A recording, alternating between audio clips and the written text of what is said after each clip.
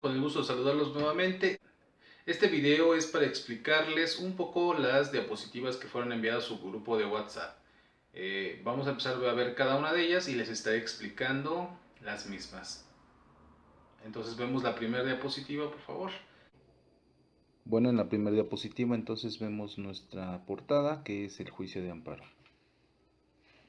En la siguiente lámina vemos lo que sería un juicio de amparo y tenemos una definición que el juicio de amparo también es conocido como un juicio de garantías y que es precisamente un proceso que se utiliza para defenderse de una violación a nuestros derechos humanos o fundamentales. Vemos también en la lámina que el juicio de amparo está contenido constitucionalmente. El juicio de amparo es una ley reglamentaria precisamente de los artículos 103 y 107 de la Constitución Política de los Estados Unidos Mexicanos.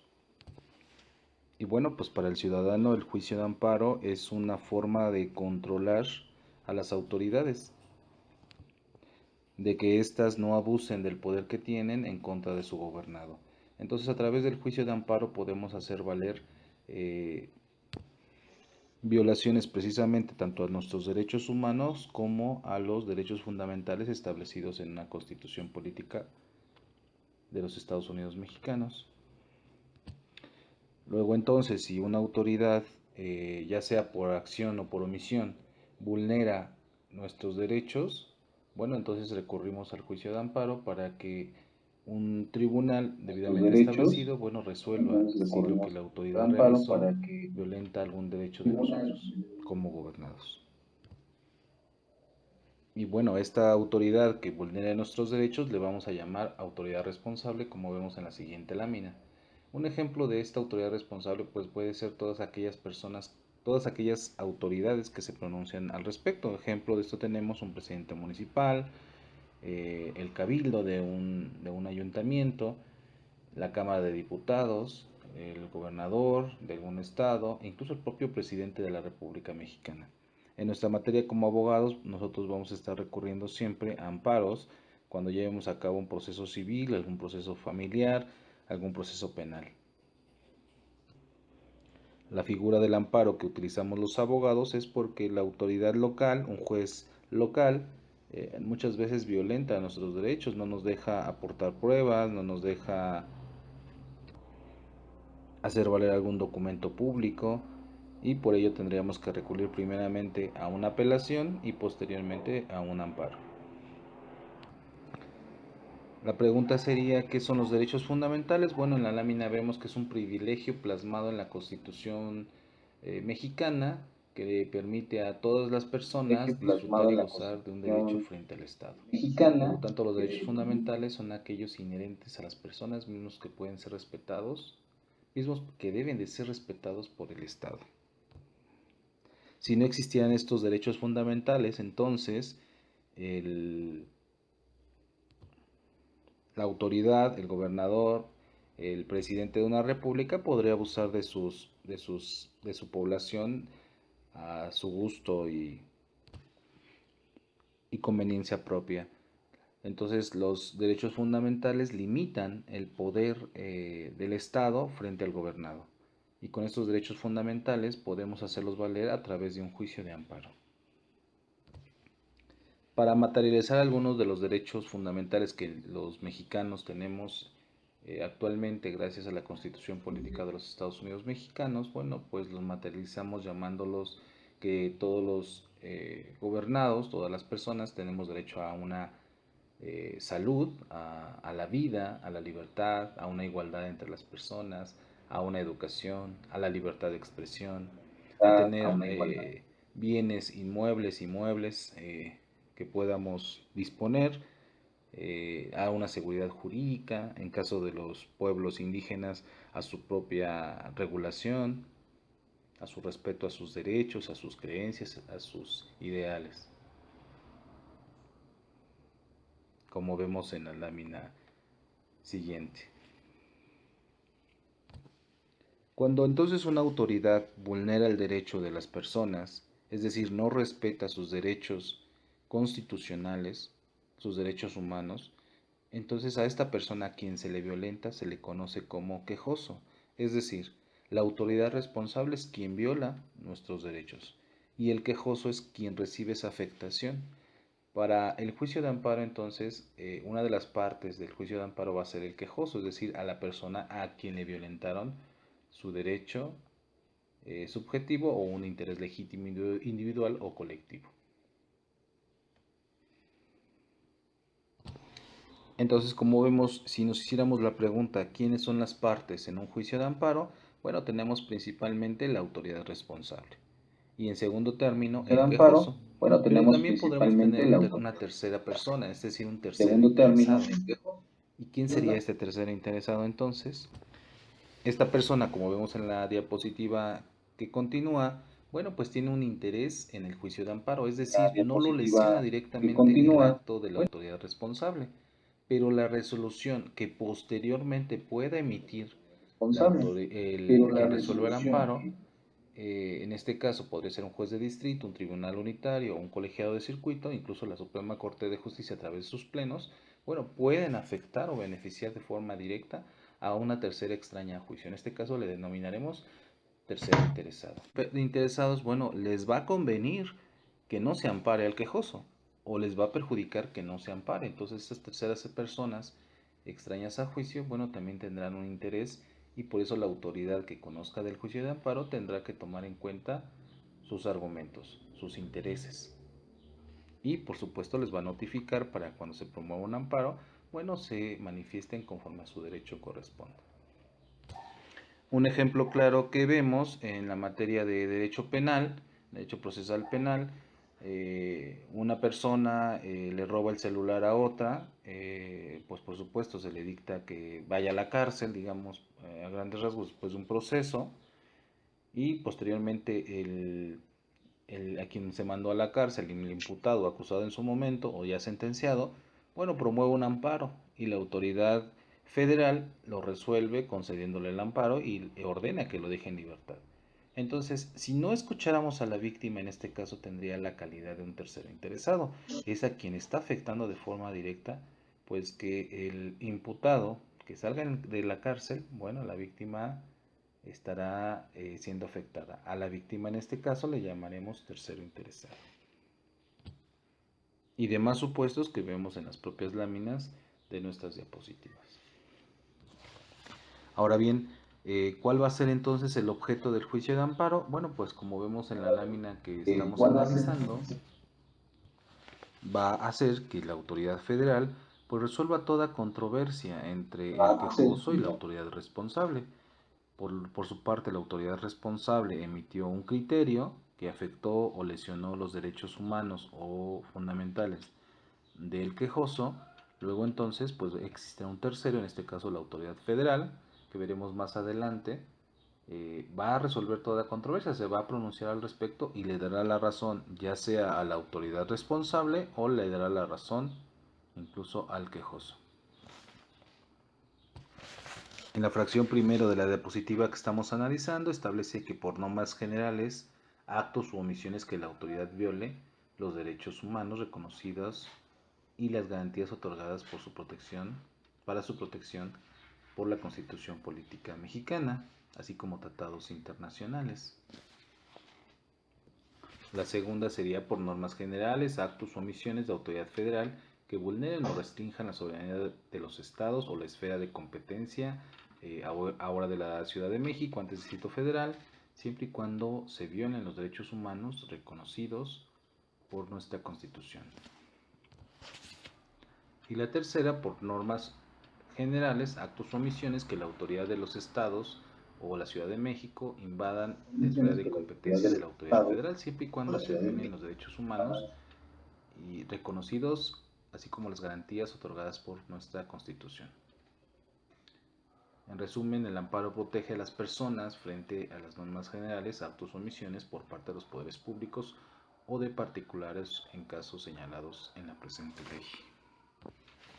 Un ejemplo de esta situación vendría siendo que el día de mañana la Cámara de Diputados acepta una ley que podría ser discriminatoria y esto pues vulneraría los derechos de las personas que que esté en ese supuesto. Digamos, prohíbe la entrada a la Ciudad de México de todas aquellas personas que sean morenitas. Esto es una violación a los derechos, a la Constitución, puesto que nuestra Constitución establece la no discriminación por raza o género. Luego entonces esta ley pues iría en contra de nuestra Constitución. Y bueno, pues tenemos que el juicio de amparo se tramita en dos vías, tanto en la vía indirecta como en la vía directa. En las siguientes dos clases, bueno, nos vamos a dedicar a ver qué violaciones a los derechos humanos o a los derechos fundamentales se tramitan en la vía de amparo indirecto y qué otros se tramitan en la vía de amparo directo. Bueno, ¿y cómo se tramita un amparo? Actualmente se tramita por escrito. Algunos abogados ya tienen algún tipo de firma electrónica y también se puede tramitar vía digital desde tu computadora, desde la comodidad de tu despacho. Puedes tramitar un amparo porque ya está certificado para realizado y autorizarlo, por supuesto. La siguiente pregunta que nos hacemos es: ¿quién puede tramitar el amparo? Bueno, lo tiene que tramitar de forma directa la persona física o moral a quien le afecte la norma general o el acto reclamado. También lo podrá hacer el quejoso por su representante legal. Digamos, es una empresa llamada Coca-Cola, pues Coca-Cola no existe como persona. Bueno, a través de su representante legal podrá interponer un amparo. También podrá hacerlo una persona que esté detenida, que esté en la cárcel, esté en prisión, y lo podrá hacer a través de su defensor, que esté debidamente autorizado conforme a los lineamientos del Código Nacional de Procesos Penales. Incluso, como lo vemos en la siguiente lámina, también puede hacerlo una persona menor de edad. Una persona menor de edad que aún no ha cumplido los 18 años puede promover incluso un juicio de amparo. Existen instituciones que respaldan a menores de edad, y de no ser así lo puede realizar una persona de menor de edad, y el propio Tribunal Federal le asignará alguna institución que lo represente. En el estado de Hidalgo, por ejemplo, existe la Procuraduría de Protección de Niñas, Niños y Adolescentes. Ellos serían precisamente quien el Tribunal Federal designaría para que pueda representar los derechos de una persona menor de edad. Como en toda demanda, pues bueno, van a existir plazos y términos para interponer un amparo. Por regla general, cuando nos pregunten cuánto tiempo tienes para interponer un amparo, pues podremos contestar que son 15 días. 15 días de forma general, pero existirán algunas excepciones que se encuentran establecidas precisamente en el artículo 17 de la Ley de Amparo. Como podemos ver en la diapositiva,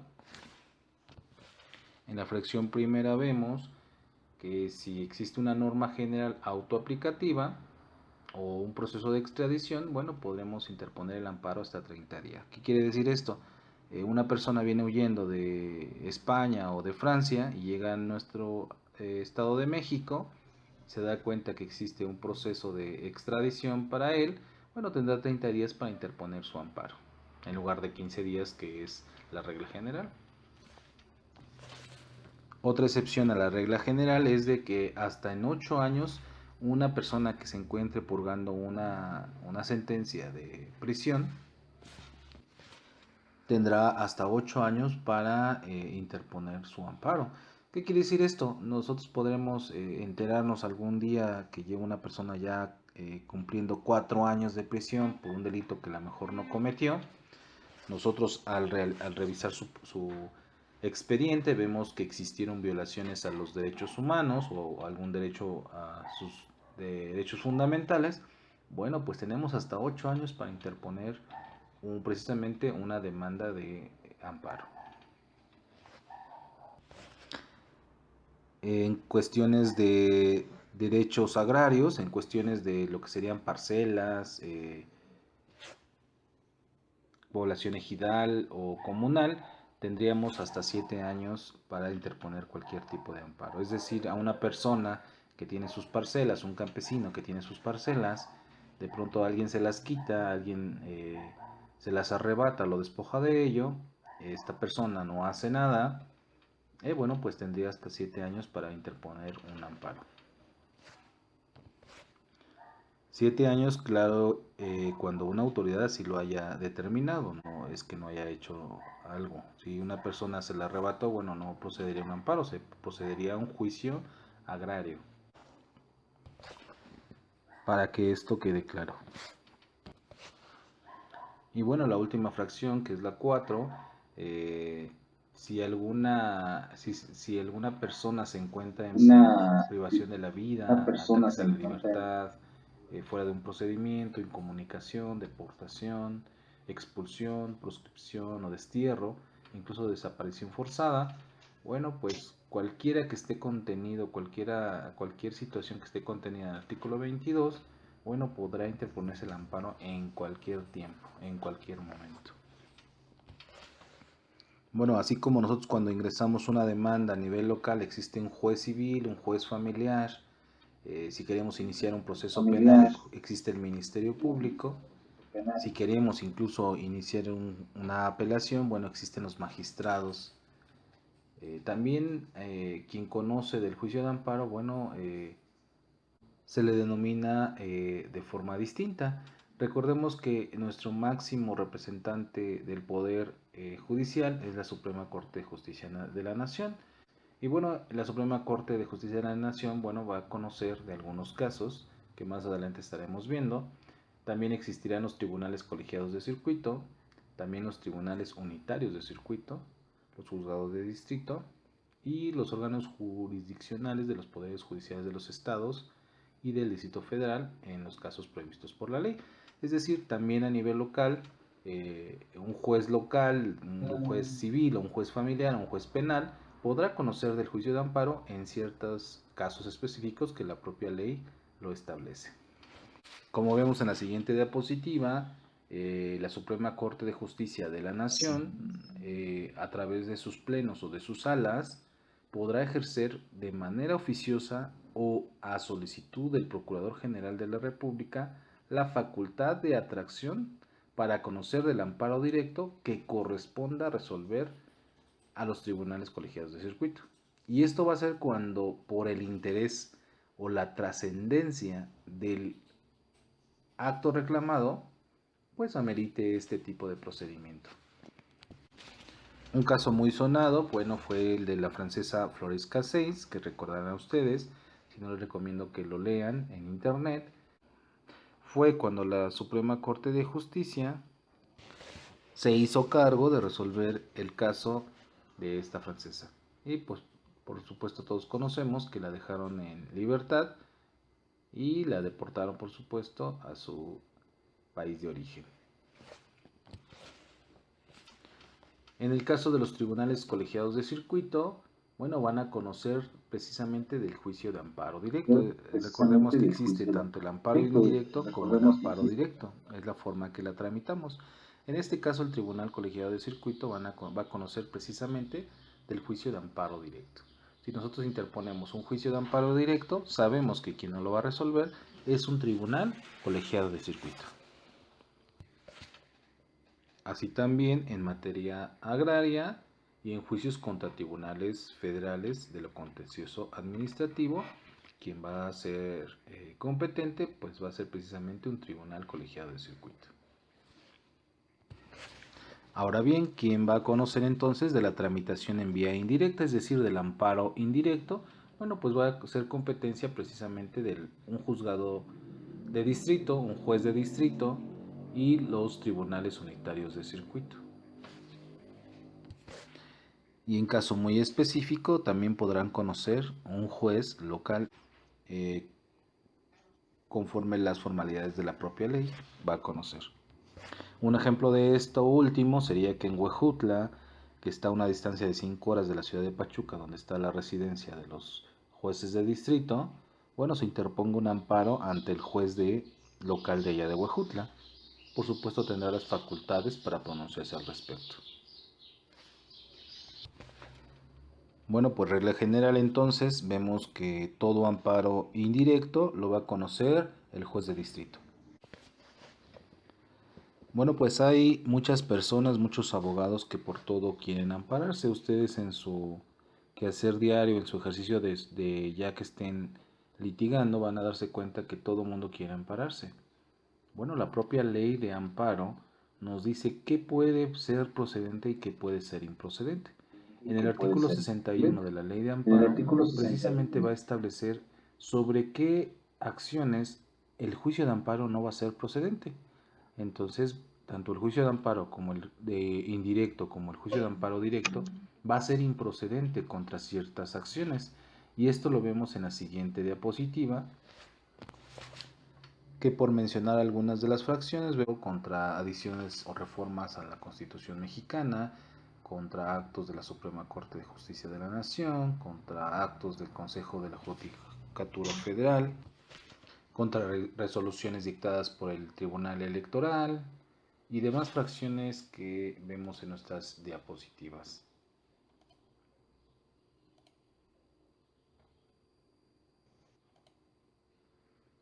Diapositivas que les recomiendo que lean todas y cada una de ellas para que tengan en cuenta contra estos actos, pues bueno, no va a proceder un juicio de amparo ni directo ni indirecto.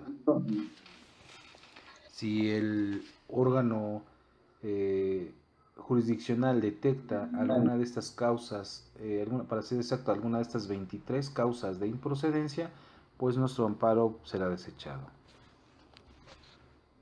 A modo de ejemplo sería que nosotros interponemos un amparo porque una persona se encuentra detenida y el amparo pues no lo conceden, se establece el órgano jurisdiccional que no procede el amparo, pues bueno, no podemos volvernos a amparar sobre el mismo amparo. Y bueno, si un amparo no nos lo conceden como nosotros lo solicitamos, bueno, también existirán algún tipo de medio de impugnación contra las resoluciones que emita ya sea el tribunal correspondiente, en este caso un juez de distrito, un tribunal colegiado de circuito, un tribunal unitario, la propia sala de la Suprema Corte de Justicia. Estos recursos se le conocen como de revisión, de queja y de reclamación, como podemos darnos cuenta. Bueno, y para finalizar ya nuestra clase y nuestras diapositivas, cuando el quejoso interpone un amparo, inmediatamente que lo revisa la autoridad correspondiente, recordemos que puede ser un juez de distrito, un tribunal colegiado de circuito, un tribunal unitario, la propia sala de la Suprema Corte de Justicia, bueno, inmediatamente va a girar un oficio a la autoridad responsable. ¿Y esto va a servir para qué? Para que de forma inmediata esta autoridad responsable que cometió el acto que se le reclama, bueno, pues informe a través de un escrito si es cierto lo que se le está reclamando o es falso. A esto le vamos a llamar informe previo y por supuesto informe justificado. ¿Qué es uno y qué es otro? Bueno, informe previo simplemente es una contestación, incluso de forma electrónica, un escrito que realiza la autoridad responsable, y el informe justificado es lo mismo, nada más que más detallado, y va acompañado de todos los actos que la autoridad responsable, todas aquellas documentales, para poder sostener el acto que se le atribuye que fue violatorio de algún derecho de un quejoso.